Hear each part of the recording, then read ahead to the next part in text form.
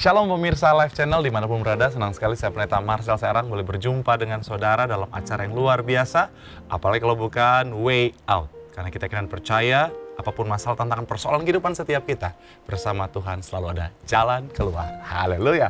Dan hari ini tema kita adalah bicara tentang kemarahan yang membawa pada kesesatan. Saudara, hati yang terluka seringkali menjadi awal seseorang jatuh pada perangkap dosa. Ketika luka hati menyayat dan akhirnya hati menjadi terluka, disitulah api kemarahan memercik dan membakar setiap sudut jiwa yang terdalam. Ia tumbuh menjalar dan akhirnya membutakan. Betapa banyak orang memuja kemarahan seolah ia adalah sebuah kebenaran. Padahal di baliknya ada ego yang menari-nari, ada luka yang dipelihara, dan ada bisikan setan yang terus mengintimidasi. Tanpa disadari, api amarah tak lagi hanya sekedar perasaan, tetapi menjebak seseorang menuju pada kesesatan dunia. Rizky Kurniawan, seorang anak muda yang dibesarkan di tengah keluarga yang aktif melayani. Sejak kecil, Rizky aktif di gereja dan ia pun begitu mencintai dunia pelayanan. Mulai dari tim musik, worship leader, singer, hingga penari banner. Namun, hidup Rizky tak seindah kasat mata. Di balik semua itu, Rizky memiliki ayah yang terjebak dalam dunia judi sabung ayam, di mana uang puluhan juta seringkali hilang begitu saja. Hingga satu hari di tahun 2018, momen paling tidak disangka itu terjadi. Rumah Rizky berubah menjadi medan kekacauan, ayahnya mengamuk membawa samurai, mengusir Rizky dan keluarga, dan disitulah titik balik hidup Rizky dimulai. Seperti apa kisahnya? Langsung saja ini dia. Rizky Kurniawan. Shalom. Apa kabar? Pak, puji Tuhan, baik. Dari senyumannya terlihat sekali sukacita luar biasa ya. Amin. Tuhan Yesus baik. Puji Tuhan, amin, amin. Memang orang kalau hidup dalam Tuhan, Tuhan selalu membawa sukacita ya. Betul. Sibuk apa sekarang Rizky? Sekarang sih aku lagi sibuk buka usaha sih, Kak. Oh, usaha apa? Usaha pecel lele. Wow, Dan pecel ayam. wow, di daerah mana? Di daerah Bogor, Kak. Apa namanya? Namanya Sinar Pecel Lele 88. Wow, jadi buat pemirsa Iya. harus cobain Sinar Pecel Lele 88. Iya. Gara-gara ngomong pecel lele saya jadi lapar Rizky. Oke, jadi sekarang Yap. usaha. Usaha, Oke, Kak, jadi betul. selain usaha, apalagi kesibukan Rizky? Ya paling ini, Kak, membagi kesaksian tentang Oke. kehidupan. Oke, Jadi oke. podcast. Mm-mm. Puji Tuhan, kadang ada yang diundang di gereja juga. Oke, jadi artinya melayani dengan Tuhan. kesaksian, dengan perjalanan kehidupan. Betul, Kak. Nah, tadi sempat pemirsa kita sudah mendengar bagaimana proses perjalanan kehidupan seorang Rizky itu begitu menarik. Kenapa? Karena mulai dari lingkungan yang sebenarnya sangat ideal, tiba-tiba berubah menjadi lingkungan yang mengagetkan banyak orang. Sedikit, masa kecil seorang Rizky itu seperti apa sih? Masa kecil saya itu puji Tuhan, Kak, sebenarnya dilahirkan di tengah-tengah keluarga yang begitu taat kepada Tuhan. Tapi ya di satu sisi ya saya juga dihidupkan dengan ayah yang begitu temperamen, papa yang begitu suka pemarah. Dibilang premanisme juga iya, narkoba juga iya, semua kejahatan mungkin ada di diri dia. Artinya gini, jadi dari sejak Rizky mengenal dunia, Iya, mengenal ayah dengan keadaan yang seperti tadi. iya seperti itu. Bahkan ya sering kali ya kayak mama itu di KDRT itu sering kali, Kak, kalau lagi marah lagi apa, terus juga suka judi juga. Oke. Itu yang bikin Apa yang dirasakan seorang Rizky kecil Yap. yang memiliki ayah seperti itu? Kalau dulu sih waktu kecil sih kita karena kurang begitu paham ya, Kak. Ingatnya tahu dari mama yang dikasih tahu walaupun gimana pun papa kamu ya itu tetap papa kamu gitu. Di saat kita ke gereja ya kita ke gereja, tapi di saat papa marah udah dunia itu seperti kayak wah jadi ketakutan sendiri buat kami gitu.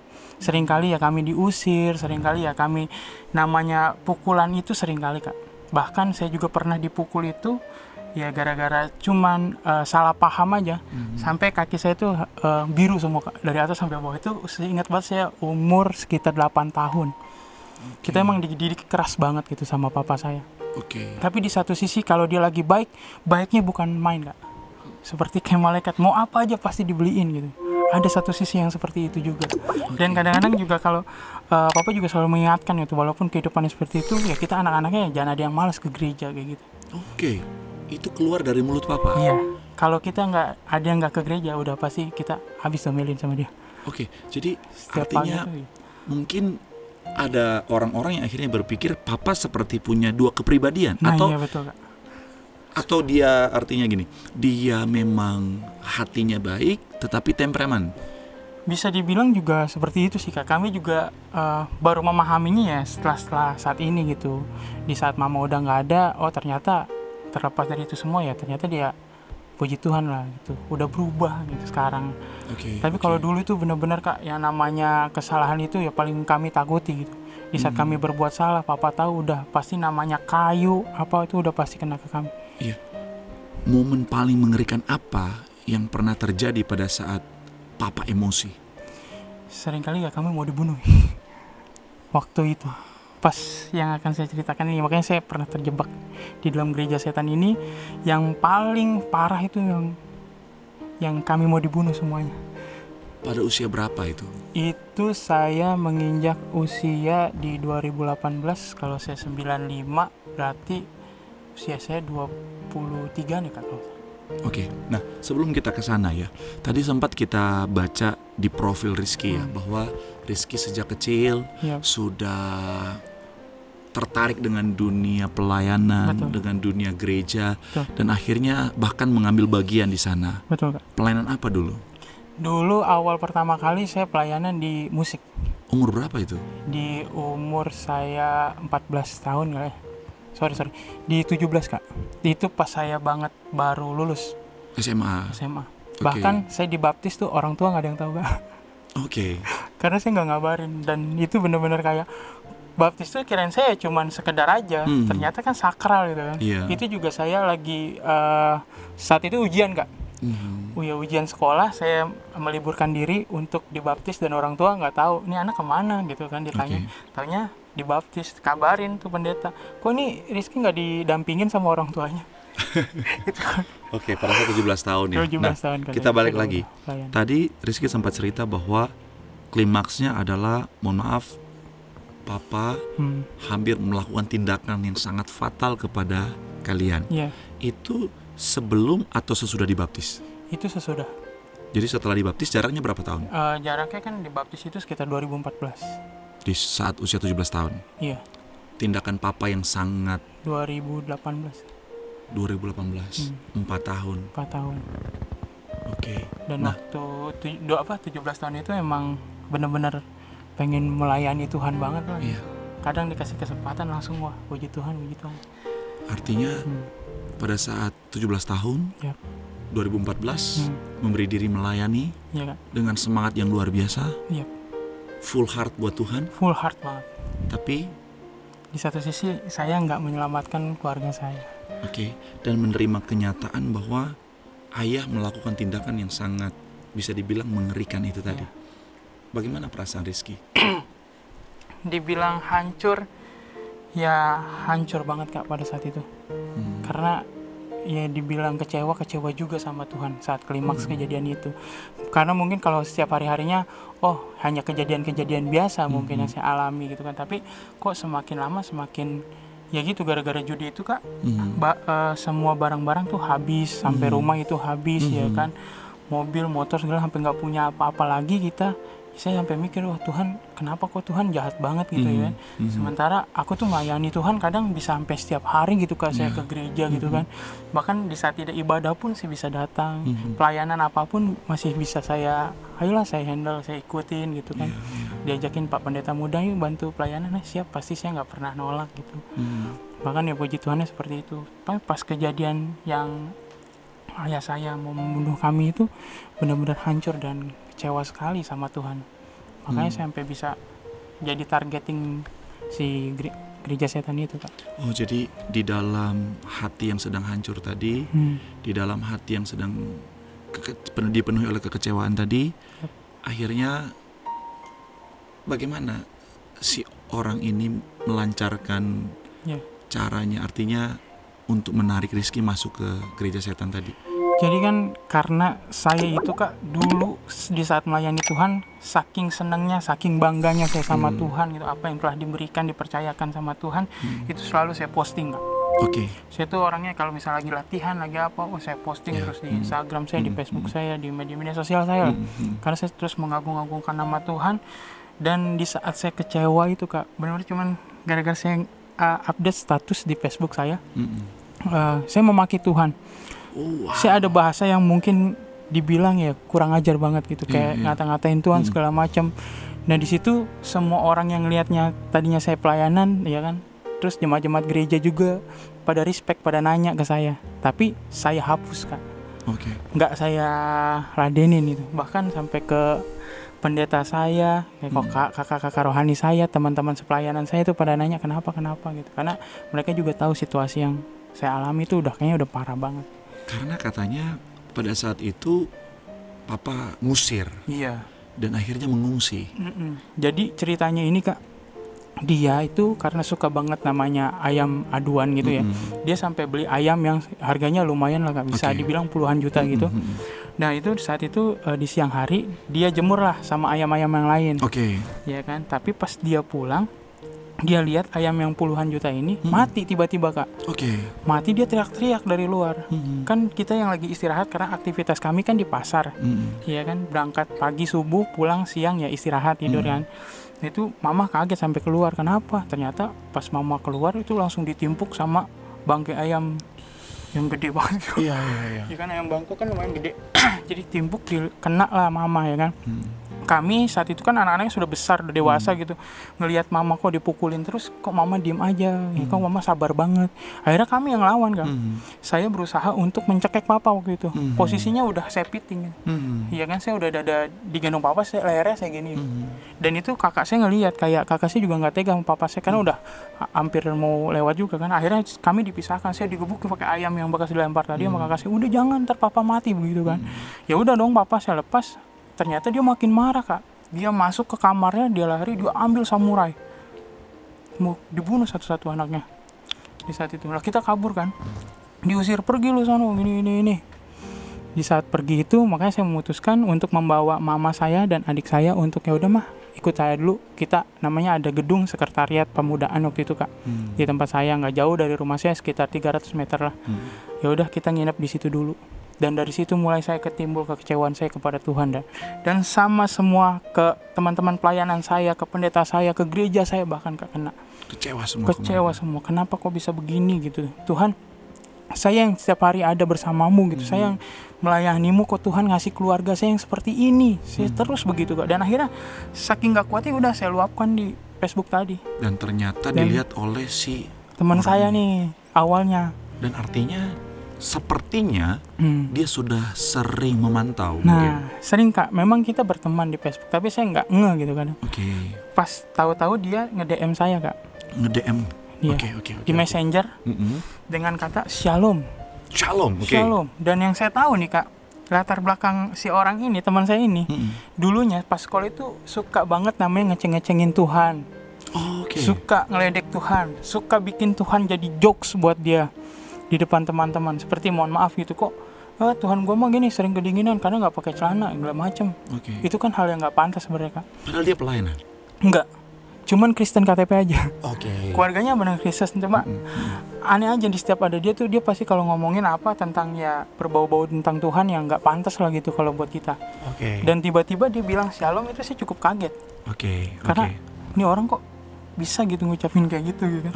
Karena selama ini kelihatannya dia suka bikin jokes menghina Tuhan, tapi tiba-tiba ngechat di saat Rizky lagi kecewa sama Tuhan, dan kalimatnya Shalom. Iya, udah lama nggak muncul, sekali yang muncul langsung berubah kayak gitu, Kak. Kita akan cari tahu apa isi chat dari temennya Rizky yang mengajak dia untuk masuk lebih dalam kepada kesesatan. Rizky, jadi akhirnya orang yang selama ini sering menghujat Tuhan dalam pergaulan, tiba-tiba dia chat. Dan apa isi chatnya? Ya chatnya begitu dibilang ya luar biasa pada saat itu, Kak.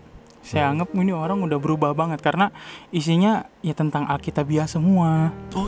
Iya, tentang sebegitu care-nya dia sama saya, menanyakan apa yang sedang terjadi, bro. Ya kan, kenapa kok lu bisa kayak gitu? Ya, dengan saya ngerasa kayak oh ini orang kok kayaknya berubah gitu, apa siapa yang bikin dia berubah gitu kan Kak. Saya ladenin lah. Saya bilang, gue lagi ada masalah nih sama keluarga gue. Terlebih orang tua gue, papa gue yang suka judi sekarang udah habis-habisan. Terus Tuhan gak bisa bantu gue sama sekali di saat itu. Terus dia bilang, oh pokoknya dia memasukkan ayat di situ Kak. Ya kan, dari isi chat itu dia bilang hormatilah ayah dan ibumu. Di situ saya dikasih daging semua Kak. Itu bener-bener obrolan yang luar biasa, alkitabiah banget. Dan saya tuh kayak berpikir, kok lu bisa berubah begini ya? Siapa yang bikin lu berubah kayak gini? Dan saya juga jelasin sama dia, kalau saya sekarang diusir, saya gini gitu. Dan akhirnya dia itu ngajakin saya untuk ketemuan Kak. Dengan dia membawa pastornya waktu itu, dia bilang. Pendetanya. Dia mau bilang mau bawa pendetanya. Di mana itu? Di suatu tempat di daerah saya Kak, di BSD. Rumah kah? Tempat makan. Kita sekalian makan siang. Waktu itu dia ngajakin saya sekalian makan siang. Bertiga? Pertama awalnya saya berdua dulu Kak, ketemu sama dia. Pendetanya nyusul. Jadi sekarang bertiga ya? Jadi bertiga. Jadi di saat saya pertemuan sama dia, dan yang kagetnya lagi ya benar-benar kayak ini orang udah berubah banget gitu kan. Yang bikin saya menarik, oh gila, tapi saya nggak berani nanya kayak, kok lu bisa berubah banget sih kayak gini, kok lu kayak mungkin udah Tuhan udah menjamah dia, pikir saya udah kayak gitu, luar biasa nih. Jadi saya emang penasaran banget siapa sih yang bisa ngerubah lu, begitu dalam hati saya tuh, cuman kayak gitu doang. Nggak lama di saat kita ngobrol-ngobrol berbincang, datang Kak pendetanya. Yang saya pikir tuh dari awal pas perjalanan tuh sampai ketemu dia, akhirnya saya tuh pendetanya ya biasa-biasa ya, bentuknya kayak Kak Marcel gini kan, bentuknya nggak jauh kayak gitu, pakai ya jas, kalau nggak dari ras dari suku Medan atau dari Jawa kayak gitu paling. Ternyata pas datang, wah looknya Eropa banget Kak. Orang bule. Terus yang di situ saya langsung, waduh gimana nih ntar saya ngomongnya gitu kan, karena saya sendiri nggak bisa terlalu banyak bahasa Inggris Kak. Paling bisanya yes no ya kan. Nanti di saat dia ngomong panjang lebar cuman saya yes, ntar ini saya bilang no gitu kan, nggak mungkin juga kan. Ternyata pas dia datang nyamperin kita, dia bilang shalom. Terus dia pasti bahasa Inggrisnya, bahasa Indonesianya, bahasa Indonesianya pasti. Saya juga kaget, bisa bahasa Indonesia ternyata.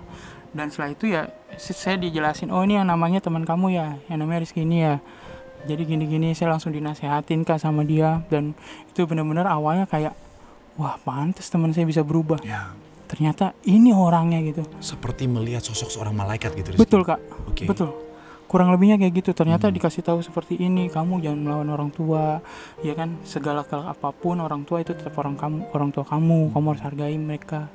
Dan di situ juga setelah perpinjangan banyak, saya jadi kayak menarik gitu, pengen nih kalau dikasih kesempatan untuk datang gitu ke tempat dia. Ternyata kita kan udah saling tukar-tukaran kontak Kak. Iya kan. Jadi tuh hampir setiap hari Kak, setiap bangun pagi, siang, malam tuh saya terlalu diingatkan tentang ayat-ayat Alkitab. Artinya gini, ayat yang dikirim benar-benar ayat Alkitab sesuai dengan Alkitab atau sudah diplesetkan? Sesuai dengan Alkitab. Di situ udah jelas banget gitu. Saya juga lihat di Alkitab pun sama gitu, bentuknya sama semua. Jadi artinya kesan pertama yang diterima adalah benar-benar luar biasa baiknya luar biasa, perhatiannya luar biasa Kak. Mungkin selama ini yang saya dapatkan pendeta, ternyata kayak gini nih, harusnya pendeta kepada jemaatnya bisa care gitu kan, tahu tentang masalah apa, terus mencari gitu seperti apa, sampai saya diluluhkan sama dia untuk memaafkan papa saya. Karena waktu itu kita ada di namanya Gedung Sekretariat itu hampir 1 minggu Kak. Saya. Kalau mama tuh sebelumnya udah dijemput 3 hari. Karena papa saya kalau udah marah paling udah lewat berapa hari nanti dia balik lagi. Akhirnya saya memutuskan untuk pulang karena disuruh sama pendeta itu, pendeta Eropa itu.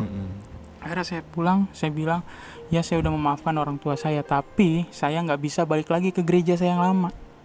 Karena saya udah ada punya gereja yang baru, saya bilang sama mama saya. Dan mama saya di situ mendengarnya kayak mungkin tahu karena saya kecewa segala macam. Ya udah nggak apa-apa, yang penting kamu ke gereja, kata mama. Waktu itu mama bilang seperti itu, dan akhirnya ya saya dikasih kesempatan Kak untuk boleh datang ke gerejanya. Jadi mereka punya gereja? Dia punya gereja. Gerejanya ada salah satu di tempat saya dan di dalam mall. Jadi di tempat yang sebenarnya umum banget gereja ya. Dan ini kisahnya kan di saat saya datang itu yang saya takjubkan lagi Kak. Saya kan datang bawa motor pada saat itu. Nah ternyata Pak Pendetanya itu udah ada di parkiran motor, Kak. Kirain saya tuh dia ya, pikir saya, oh dia lagi nunggu pendeta yang akan khotbah nih atau seperti apa gitu kan. Ternyata pas saya naik motor, dia bilangnya nungguin saya. Jadi diperlakukan khusus. Khusus. Jadi bukan hanya artinya dia menyambut semua jemaat yang hadir, tapi spesifik Iya, menyambut Rizky. iya. Makanya saya merasa kayak, wah, gua kok diistimewakan banget gitu, merasa kayak gitu, kayak GR juga, Kak. Dan kenyataannya memang seperti itu. Memang seperti Setelah Rizky datang, masuk bersama langsung. Masuk bersama berdua, Oke. ya kan, sampai saya diantarin ke gerejanya tempatnya, sampai awalnya nggak ada yang aneh pada gerejanya karena Banyak orang. sama kayak gereja pada umumnya, Kak. Ada usher-nya. Oke. Cuman yang membedakan itu, Kak, di saat kita masuk ke gerejanya, saya sempat ditahan, kayak ada meja gitu, meja registrasi gitu, terus Oke. dibilang segala alat komunikasi itu harap dititipkan. Jadi kan saya pikir, wah ini gila nih gereja, Iya, kusuk iya. banget ya kan, ibadahnya luar biasa Iya. banget sampai orang tuh nggak boleh megang handphone segala macam. Oke. Jadi ya kita taruh di situ, dipegang sama mereka. Akhirnya dari duduk pun nggak ada yang aneh, Kak. Jadi selain daripada alat komunikasi dititipkan, ibadah normal seperti Normal. pada umumnya. Pada awalnya sebelum mulai. Pada awalnya sebelum Pada mulai. awal sebelum mulai. Oke. Nah, pada momen apa mulai terlihat Iya. berbeda? Pas momen itu, Kak, saya duduk ya kan, di depan tuh udah ada jemaat-jemaat gitu. Saya nggak terlalu ngeh tentang jemaat-jemaat, kok busananya dari busananya juga ada yang unik juga sih dari mereka. Oke, apa itu? Terlihat kayak ada yang pakai hijab juga Oke. dan banyak seperti itu, dan ya udah yang saya nggak pikir, oh ya mungkin ini kali ada penampilan, ada apa gitu kan. Saya pikirnya seperti itu. Ya karena kan memang contohnya Kristen Ortodoks Iya. pakai hijab, Iya. atau beberapa Kristen ya aliran tertentu pakai hijab, Ada itu hijab sah-sah saja kan. Jadi masih positive thinking. Masih positif Oke. thinking. Dan di saat ibadahnya mulai, baru tuh duduk kayak double pedal gitu, Kak. Duduk. Nah, baru kayak konser-konser itu, Kak. Turun spanduk yang 666, terus ada Sorry, gimana? yes, kayak konser bentuknya. Konser, oke. Kayak Dan konser. turun spanduk. Turun spanduk itu kayak perlengkapan pada konser pada umumnya. Ya kan, terus ada satu malaikat gitu kan, tengah-tengahnya, terus salib kebalik, sik semuanya itu turun semua. Katanya, wah ini apa nih ya kan. Terus Malaikatnya bentuknya apa? Patung kah atau kayak yang digantung gitu, Kak. Patung ya, kayak patung ya? digantung. Iya. At least patung ya, bukan Patung. artinya bukan sosok malaikat ya. Bukan. Tapi Kayak patung malaikat, digantung oke. gitu, pakai tali-tali gitu kan, kayak Oke. properti Mm-mm, mereka. Dan itu yang bikin saya kaget, loh kok gini gitu, double pedal duduk kenceng banget. Dan ternyata pas keluar itu band performance-nya ya saya tahu ternyata dari, kok ini ada di gereja begitu kan. Maksudnya band Dari ya aliran band Indonesia atau luar? Indonesia. Band Indonesia, tapi mereka ada di gereja itu. Ada di gereja itu. Dan itu saya juga tahu karena saya suka musik kan. Iya. Saya suka musik, saya tahu musik metal segala macam. Terkenal. Artinya terkenal segmented untuk orang pecinta metal, Iya. grup band metal ini ya. Grup tertentu ya. Atau memang dia orang umum pun tahu dia. Kalau orang umum mungkin nggak tahu. Kalau untuk skala itu pasti tahu. Oke. Dan ternyata pas main itu benar-benar kayak, wah, udah aneh nih, Kak, saya kan. Dimainkan lagu-lagunya yang waktu itu juga pernah saya dengar juga, tapi nggak terlalu saya iniin. Lagunya apa? Lagunya ada, lagu mereka dibawakan, tapi Bukan tentang lagu yang seperti yang kita nyanyikan di gereja. bukan lagu mereka sendiri, lagu band itu sendiri tentang pemujaan dia kepada Lucifer. Pemujaan kepada Lucifer. Iya. Di saat itu, Kak, makanya saya agak ragu langsung, kayak orang panik, orang yang kayak ini bukan gereja nih. Ini Nah, bukan pertanyaan gereja. saya, ada nggak orang lain juga yang pada saat itu ikutan kaget bersamaan? Atau memang hanya Rizky aja yang kaget? Kalau saat itu yang saya tahu saya aja sih, Kak. Oke. Yang saya mau keluar itu, saya udah berdiri, udah mau keluar, udah mau pulang, ibaratnya udah gak bener karena udah takut kan. Iya. Udah bukan gereja ini ternyata. Saya mau pulang, mau keluar, ternyata saya ditahan. Oke. Nah, artinya kalau Rizky lihat sekeliling, orang-orang lain yang ada di sana merasa itu normal. Itu semua pada gini-gini semua. Oke. Pada mengikutin semua. Makanya saya kayak rancu, udah saya mau pulang gitu. Tapi saya ditahan salah satu asernya Kak. Dia bilang ibadah belum selesai, harap ikuti dulu sampai selesai.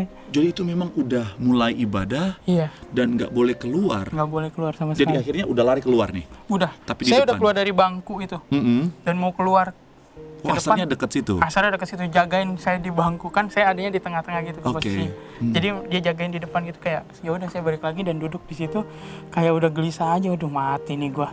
Ternyata salah nih, mati nih. Dan gak lama ya setelah ikutin konser itu, setelah selesai dan keluarlah si pendeta Eropa itu Kak. Jadi Khotbah. dia itu bentuknya itu ya seperti kita nyanyi. Iya, nyanyi. Kurang lebih berapa lama durasinya? Kalau nggak salah itu 3-4 lagu deh.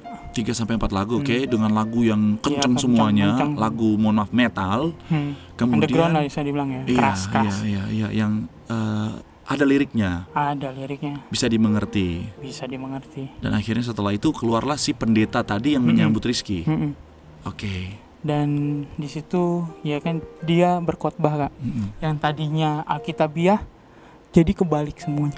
Kok berbeda sekali gitu kelihatannya ya. Iya. Artinya sosok yang selama ini Rizky kenal, yang selalu kirimin chat Ayat-ayat Alkitab. Alkitab yang benar-benar sekali lagi sesuai dengan firman Tuhan, ketika dia khotbah 180 derajat, Ya, apa yang disampaikan?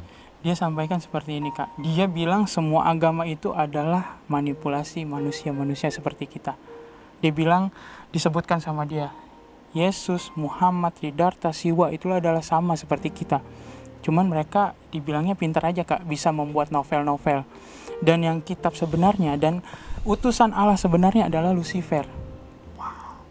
Mereka bilang seperti itu. Dan di situ kayak saya, wah selama ini gue dibohongin ya.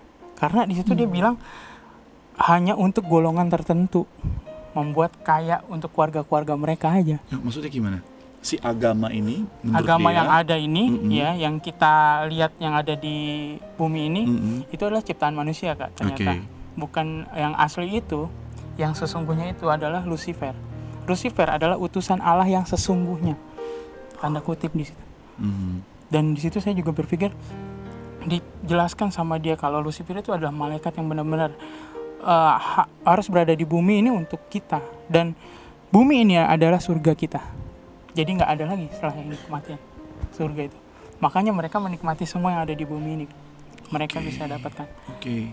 Nah, ini kan sekali lagi ya, statementnya ini benar-benar sangat bertentangan dengan firman Tuhan yang kita baca selama ini.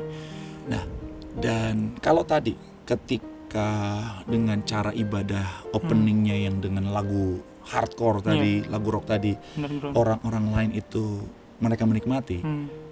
Saat penyampaian firman yang disampaikan oleh si pendeta ini, yang tentunya bertentangan, respon jemaat yang lain gimana? Biasa aja. Kayak emang bener kayak gitu. Saya pun mengakui kayak, oh ternyata selama ini gue dibohongin. Jadi akhirnya Rizky pun merasa bahwa, iya, inilah kebenaran ya. Inilah kebenaran gitu. Selama ini yang ada di kitab itu semuanya ya ciptaan manusia semuanya. Yang benar-benar itu yang diutus ya benar Lucifer waktu itu. Jadi kali pertama Rizky mendengarkan ceramah dari si pendeta ini, dia sudah berhasil membuat Rizky berpikir bahwa selama ini apa yang Rizky percaya adalah sebuah kesalahan. Iya betul Kak. Wow. Itu emang benar-benar masuk ke otak saya, kayak di brainwash gitu, kayak oh iya ya. Dan saya jadi punya satu misi di saat pulang itu dari gereja itu. Saya harus menyelamatkan orang-orang ini dari kesesatan, dari perspektif dia. Wow. Ini